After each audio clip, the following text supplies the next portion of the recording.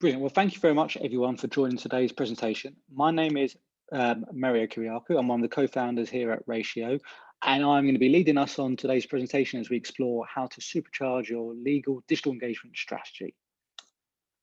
Very quickly, just a little bit about us. Here at Ratio, we're a digital experience agency. We've worked with a range of firms from the B2B, legal and professional services sector around many of the areas that we're going to discuss today around digital experience design and how to get the most out of your digital investments. So a couple of things just to cover off before we get into today's presentation. We're going to explore some of the areas around how digital can enable targeting customers and segments that matter and helping to define what are those segments that you're looking to target. How do you identify individuals for one-to-one conversations? We're going to be talking about content journeys. We're going to be talking about areas such as extracting business intelligence to feed, your offline BD and sales teams, and supporting lawyers with intel on how their clients are engaging with the content that they're creating on a day-to-day basis. So it's all about demand generation. And I wanted to put this slide up there because it poses a question around just general professional services marketing, that an awful lot of effort and investment goes into driving content and campaigns around supporting that sort of top of funnel part of your I suppose sales marketing funnel. And by that, I mean that a lot of, and it's not just something within the professional services sector, it's perhaps B2B generally, that an awful lot of effort goes into that initial upfront acquisition cycle of investing money in campaigns, content, allocating money to your channels to drive inbound traffic, and a lot of effort goes around measuring the impact of that, and that's fine. But I suppose the question's always what happens once you've brought people within your reach, into your firm's marketing funnel, and what do you do next? And I always like to equate this with a black hole. Technically, traditionally, a black hole is something which is has a negative connotation. But in terms of today's presentation, just to describe it a little bit more, I always like to equate a black hole with marketing around the fact that a black hole is the idea behind it is, as you get near to the black hole, you get pulled in and you can't escape. And in terms of your digital engagement strategy, I think the analogy kind of fits there. If you're spending a lot of time driving that initial awareness piece around your firm and some of the key content pieces that you're looking to promote at a given time, what happens after that? We want to keep them within your area, and that's a bit more than just say perhaps capturing email details for the occasional nurture blast. It's about how do we recognize the fact that if they're the right individuals from the right organizations, we want to build a long-term relationship on the basis that if you're investing money in driving that acquisition of those prospects, that only a small percentage at any given moment are going to be in the market for your firm's services, And the idea is, if they're the right individual from the right organization, then regardless of whether they have an immediate need, we want to build that relationship for a long time. We want to position our firm as a trusted advisor within the areas of expertise that we are experts at, and so the areas that our potential customers and clients might have a need in the future.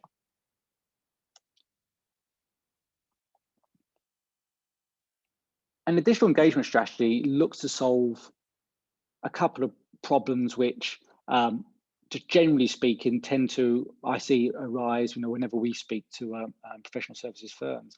You're investing money in acquisitions, you potentially have a high-ish media spend, but it's hard to determine the value of your spend in terms of its contribution to sales pipeline. It's hard to create a stitched up journey between marketing investment and what impact that has in terms of supporting the business growth of your firm. Cliches sometimes are cliches for a reason. Sales and marketing feel disconnected, and depending on how your firm's approach to sales is structured, whether you have a dedicated BD team or whether your lawyers are actively supporting existing clients and trying to drive new business.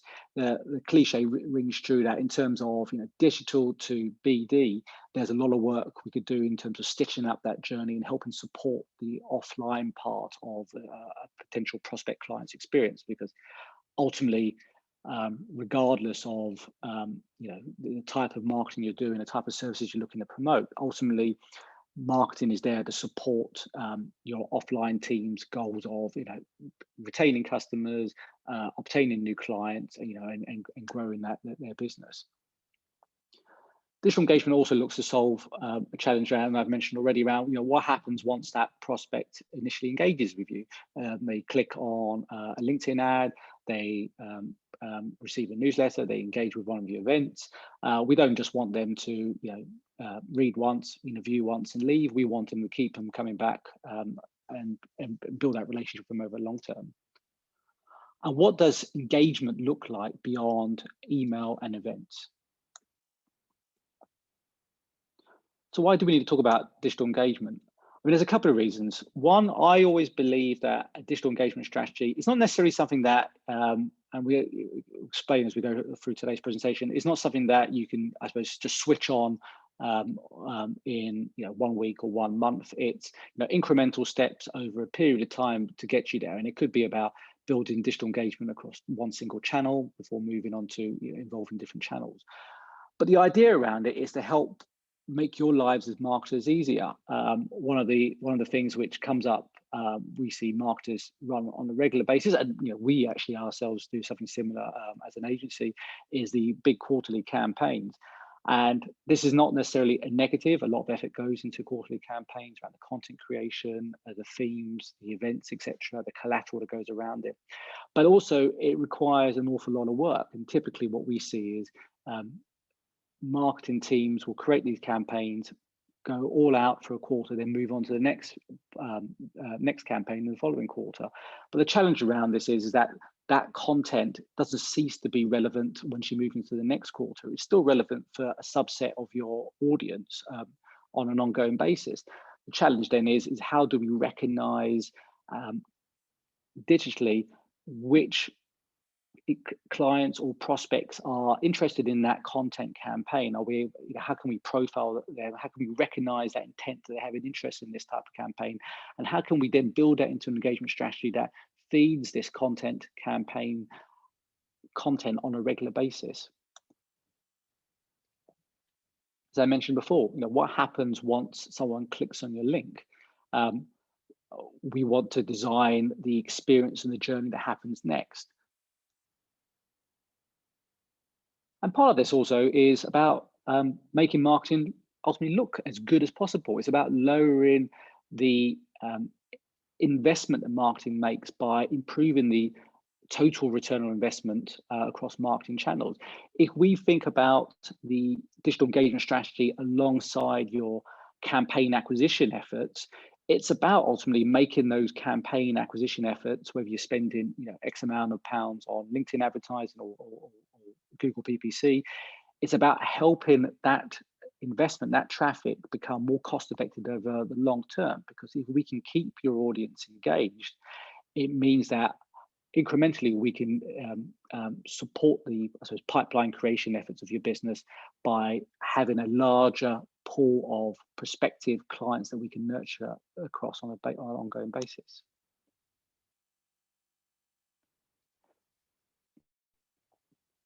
To achieve that, we need to build the overall environment to help nurture your ideal audience. So part of that is I want to look at how do we reimagine the funnel around nurturing our audience and how we make it really specific. Now, the slide on the screen in front of you is my way of simplifying what potentially can be quite a complex customer journey. And I don't think that I want to pretend that designing an engagement strategy is necessarily something you can achieve in 1 week, as I said before. But at the same time, I don't want it to put you off, because I don't have it on today's presentation, but I can send afterwards. I mean, there's a whole process around how do you build out that step-by-step roadmap to increasing the digital engagement that you supply to your prospects across digital channels. But the idea is to recognize that your prospects will interact with you. They will have, as I like to call it, they'll have moments of digital impact, those moments where they collide with part of your business, whether that's online or offline, and they interact with something. So that's where that could be receiving your latest newsletter, promoting a specific event or talking about some sort of content. It could be someone visiting the site, doing some research, looking at some of your specific services, or generally researching your white papers. It could be them having an offline conversation with someone in the business development team or one of your lawyers. The idea being that each of those moments, we want to build a map across digital channels and offline channels, and that will begin to give us an idea of the moments that they interact with you, but also give us an idea of how we could change up the experience of those moments. But also it gives us a way of understanding how they interact with you, and it gives us, we can begin to build out customer journeys from that. So what does digital engagement look like? So I always like to say, let's work back. Let's work from where we want to get to and work backwards. And from my perspective, it's always working from the point of view of two audiences that we want to serve as well as possible. The obvious one is, clients and prospects. That goes without saying. The second part is your internal sales client relationship teams, your lawyers who are dealing with clients and prospects on a regular basis. From the clients and prospectors point of view, we want to understand and profile what type of content they're interested in, what are their day-to-day challenges. I'm sure everyone on the call today has been involved in exercises such as persona workshops, where we'll create snapshots of who our ideal client base is, what roles do they have, what content they're interested in. And that's great and that's valuable, those type of activities. The challenge in terms of building your digital engagement strategy is how you can transpose those offline personas that you've created into your sort of digital ecosystem, so you could begin to recognize individuals and map them against those personas. So if you have 3 or 4 different personas that you've created, it's great, but in one sense it's also worthless digitally unless you can recognize and profile people as they engage with content, and begin to tag them, and so you can begin to understand the type of content they might be interested in. The other part, which is less often spoken of, is designing your engagement strategy about better serving your offline team. So I've kind of, I'll call it sales and client teams, but that's everyone within your business who deals with prospects and existing clients. And the question is, what do they want in terms of intelligence around clients and prospects? If they were to come up with a wish list, what would that be like? Typically what happens is that you get the form of death where BD teams would love to know these 20 things from prospects and have an enormous form, but obviously that is the antithesis of trying to create positive engagement. But it's important to understand what type of intelligence, if they could have on prospects and clients, would add value to the offline conversation, so we could build that into the engagement strategy. So let's explore the sort of building blocks of digital engagement. One, it's always around your audience's needs. If they are, in-house counsel for a large pharmaceutical, what would be her day-to-day challenges? What type of content would help her solve the problems and challenges that she sees in her own role? And how do those challenges map to the areas of expertise that your firm creates? And how has that fed into your content creation strategy, or with pass that information on to people such as the lawyers who are writing blog posts on a daily basis, so they can steer their content creation around these sort of challenges that your audience have. The other part is data and audience profiling. We're going to talk about that in a little bit more detail further into the presentation, but we want to begin to profile our audience, so we have those data points so that we recognize your audience's needs and interests, so we can begin to be more proactive in how we reach out to them. And that feeds into another building block, which I always see is quite important, is recognizing prospect intent, understanding that if they're interested in X, Y, Z content, they may also be interested in this other piece of supporting content or an event that aligns with perhaps the services that they're exploring or some of the specific content they're researching on your site. We want to recognize what their potential intent is so we can then better serve them. Another part of supporting, improving the ROI of your marketing acquisition investments is getting those KPIs in place that support marketing efforts to measure its efforts against something harder than areas such as bounce rate, total number of views. We want to look at KPIs which support, which are business supporting metrics, basically. The other part of it is about designing a unified experience that is designed from the customer's perspective in terms of how they wish to engage with you. And that is in terms of they will look to visit your website, they will engage via mobile, they will engage via email channels, they will look at sort of using social to amplify your message. They'll design, they'll engage with that type of content. They also have offline conversations with your firm as well. Or we want to build a digital experience that takes into account all of those different channels. And the final part is prospect intelligence. How we can begin to turn digital into digital detective and provide granular information points on prospects and existing clients that could be fed to your offline teams on a daily basis. So let's explore a little further. So as I mentioned before, creating content journeys that truly engage. And from my perspective, content journeys that truly engage, ones that delight prospects and clients, are the ones where you have actively profiled their interests and potential needs and supplied content, whether that's personalizing part of the website experience or following up with a hyper-targeted email based on something that you know about them as an individual. That, from my perspective, is how we can move beyond more of a batch and blast type of content creation and share into more granular content targeting.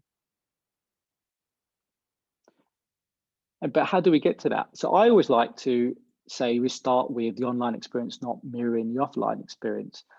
And the way I describe this is that from your clients' perspectives, they will eventually have a business relationship with your firm. They will engage with various people within your business. They will get to know them as individuals. They get to know and understand the businesses they work for, the challenges they have, and they'll supply advice and support based around answering the questions which they've put to their clients over time. And from a digital perspective, there's nothing different really. We want to have almost like digital concierge type service. We want to be able to treat our clients online the way they're treated offline. But how do we go about digitizing the offline relationship? Now, within the majority of law firms, CRM is the typical record of truth for sales, but also for engagement with existing clients. And obviously, I appreciate this. The take up of CRM and the accuracy of data in it, will vary from organization to organization, team to team. But generally speaking, CRM is the tool that's used to record your engagement with clients and prospects. But from a marketing point of view, there's no reason why we can't have a digital record of truth for marketing. The same way that your offline sales teams, for example, will use a CRM system such as Interaction to track their engagement with clients. We want something similar from a digital perspective that will begin to track and record key information points on your visitors and how they engage and what they look at. And the simplest way to describe this is a single client profile, and it's almost and it is really in effect a digital version of your offline CRM. So a single client profile that's created for known and unknown visitors that begins to help track and recall, what we know about clients, what content that they're consuming, what campaigns have they engaged with, what are they actively telling us? Have they completed a form? Are they a known individual? What information points are we tracking on them? What location are they from, etc. It could be an enormous list, or it could be a short list. But the idea being creating that sort of single truth of your client's interests within marketing. Once we have that, we can then begin to explore the needs of those sales and client teams. Now, once we have that digital data tracked within marketing, we can begin to then speak to our offline teams, understand what sort of intelligence would lead to a more powerful offline conversation, especially with prospects, but also with existing clients, where we can unearth potential opportunities based on how they're interacting and consuming marketing content. But when we understand the type of intel that will be valuable to offline teams, it's easy to see how creating that single profile view into your clients gives you the opportunity to create and extract that data and put it into a form, whether it's a dashboard or Power BI or Tableau or bespoke tool for visualizing that data, or even just extracting it into something like Excel or email. Once you have that single profile view, it means we quite have a powerful way of drip feeding our offline teams constant need to be fed intelligence on prospects to help, especially nowadays, they help drive pipeline generation. I'm slightly misleading with this. Is a form completion a lead? And obviously, I've worked personally B2B marketing for donkey's years now, and form completions are incredibly important. But from my perspective, a form is only ever going to have a limited number of data sets within that form. Name, email, perhaps company size, organization they're from. And that doesn't necessarily tell us beyond why they've completed that form, what their potential interests are in. Also, it doesn't take into account that individual may come back and re-engage with you digitally, re-engage with your content. What we want to then know is to build a fuller profile of that individual as they re-engage. And it's almost at the point of re-engagement that it becomes a more valuable lead, because then we have more intelligence around their specific interests. Another part of this is around supporting your offline teams and building a engagement strategy that is built around demand generation, pipeline support, is looking at areas such as lead scoring, treating lead scoring not as an isolated exercise, but building lead scoring into your overall digital strategy, bringing it further and earlier into the process when you're discussing it with your colleagues. It's about feeding that intelligence acquisition that we want with more granular data by trying to figure out what is a good client lead versus a less interested client lead, and then feed that into the data we extract for your offline teams.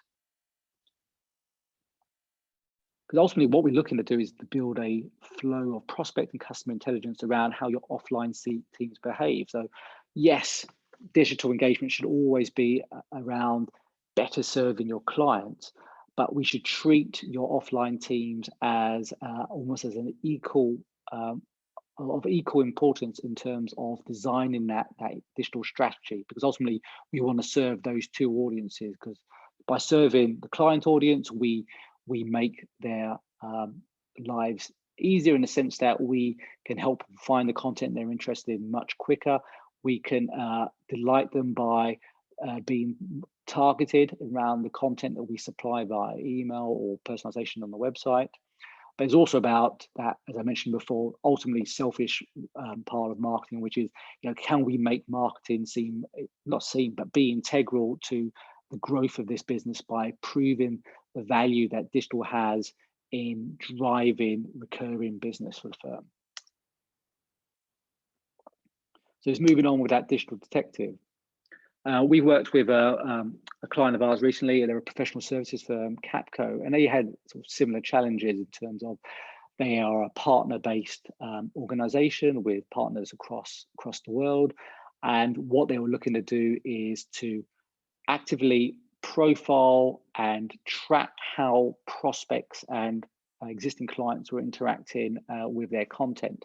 So part of this was about building a lead scoring model, but also part of it was about integrating the different systems they have. Sitecore as their content management system, HubSpot as their CRM and marketing platform, as well as social advocacy tools such as Octopus for amplifying the message. But the way Capco approached this was they wanted to have a seamless conversation between digital and offline. So the way this was achieved was by integrating the different systems. And when a client interacted with an offline sales team, that data was then tracked within their CRM system, and the system was able to recognize at what point within the sales funnel were they. And then when they re-engaged with their website, we were able to then personalize the experience based on the fact that we know that they have had X amount of conversations with prospects, with sales teams and BD teams and partner teams. We knew the type of conversations that were happening, what services they were interested in, and then the experience across email via HubSpot and their website powered by the Sitecore CMS platform was then personalized and hyper targeted based on the information we're capturing within their digital systems based on the services that they were interested in. So then we can then constantly nurture them on an ongoing basis and then score their interactions with them as a firm, and then help BD teams prioritize their efforts by focusing on the ones which have a much higher score. And when I talk about a digital detective, that is part of the way we perceive digital as being a quite an intelligent way of building that digital detective. It's by looking at the digital systems you have in place, looking to integrate those different data points, looking at pull that data into a way that's meaningful for sales teams, but also in a way that proactively changes the experience for your client, so that each time they interact with you, they will see something different because it's hyper targeted to them based on their interests. I haven't talked about technology today because I always like to think, and the way we talk about it with our clients is that a lot of this is around just figuring out the strategy first before even looking at enabling it. But ultimately, to achieve some of the areas that we're talking about today around digital engagement, technology is obviously hyper important as the enabler, as a way of implementing the things we've been talking about today. So the way I always recommend how to approach this isn't to go out and spend thousands of pounds buying a bunch of new marketing technologies to integrate into your digital platforms. It's to look at your existing tech stack, evaluate each tool that you have, and evaluate it in terms of its capabilities, in terms of the type of proactive experiences you can deliver across different channels.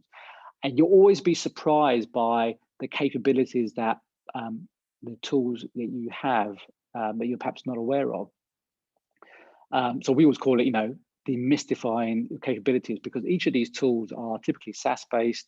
They are updated on an annual basis with new features. Some of these tools may have been bought by your predecessors, so perhaps you don't have as you weren't involved in initial buying or purchase of these products, so perhaps you may not be aware of their full capabilities. But I always say it's valuable to do a simple exercise about identify what you have. Speak to either your agency partner or with the technology vendors main contact that you have at these organizations. Ask for a demo, look to understand and map the capabilities that each of these tools have, because some of this will give you an idea around what you can achieve in the short term, i.e. within the next 3 months, because each of these tools will have the ability to support that digital engagement strategy. So if you're looking at a way of proving the value of digital engagement over the next 3 months, the simplest way is to look at the capabilities that you have in place, design that experience based on the art of what is currently possible, and based on what you have, but also how it's integrated and how data is passed between the systems, and build simple use cases based on what you can do now, and then work from there, and work from there in terms of improving, I suppose, your the level of digital maturity in terms of digital engagement over time. So that's always the way I recommend it. So not to be put off by, oh, there's so many things we could do. Let's start small if you want to try something pretty quick. Well, that brings us to the end of today's presentation. I managed to bring it in just over 30 minutes. So I really appreciate everyone joining me today. I know everyone's super busy and webinars are 10 penny at the moment. So thank you for joining us. Today's session was recorded and I'll send this over the next day or so. If you have any questions, you can pop these in the Zoom chat bar and I'll get back to you after the presentation, or my email's on the screen. But also, I'm sure you've probably got my email over the last couple of days, sending people the invites for today's event. So thank you very much and have a lovely rest of the day. Bye-bye.